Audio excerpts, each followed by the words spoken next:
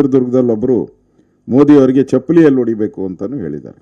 ಈ ರೀತಿ ಸೋಲಿನ ಹತಾಶೆಯಿಂದ ಕಾಂಗ್ರೆಸ್ ಮನಸ್ಸಿಗೆ ಬಂದಂಗೆ ಮಾತಾಡ್ತಾ ಇದ್ದಾರೆ.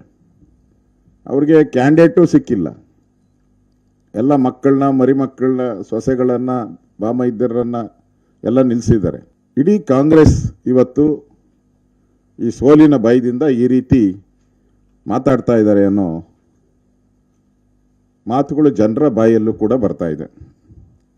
ನಾನು ಈ ತಂಗಡಿಗೆ ಬಿಜೆಪಿಯಲ್ಲಿದ್ದಾಗ, ಬಿಜೆಪಿಯಲ್ಲಿದ್ದರು ಮೊದಲು ಮಂತ್ರಿಯಾಗಿದ್ರ, ಹಾಂ, ಬಿಜೆಪಿ ಮಂತ್ರಿಯಾಗಿದ್ದಾಗ ಸಕ್ಕರೆ ತಿನ್ನಕ್ಕೆ ಬಿಟ್ಟಿದ್ರಿ ಅವಾಗ. ಆಗ ಸೋನಿಯಾ ಗಾಂಧಿ ಅವ್ರಿಗೆ ಹೊಡೀರಿ ಅಂತ ಹೇಳ್ತಾ ಇದ್ರು.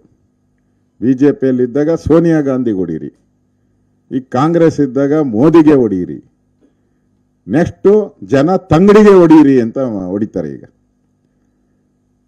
ಅವರ ಹೇಳಿಕೆಗಳಿಗೆ ಅವರು ತಿರುಗುಬಾಣ ಆಗುವಂಥ ಒಂದು ಸ್ಥಿತಿಯನ್ನು ನಾವು ನೋಡ್ತಾ ಇದ್ದೀರಿ. ಸಂಸ್ಕೃತಿ ಸಚಿವರು ಇವರು, ಕರ್ನಾಟಕದ ಸಂಸ್ಕೃತಿಯನ್ನು ಎತ್ತಿ ಹಿಡಿಬೇಕಾಗಿರುವಂಥ ಸುಸಂಸ್ಕೃತ ಸಂಸ್ಕೃತಿ ಸಚಿವರ ಇವರು. ಕರ್ನಾಟಕ ಜನತೆಗೆ ಸಂಸ್ಕೃತಿಯ ಪಾಠ ಹೇಳ್ಕೊಡುವಂಥವ್ರು.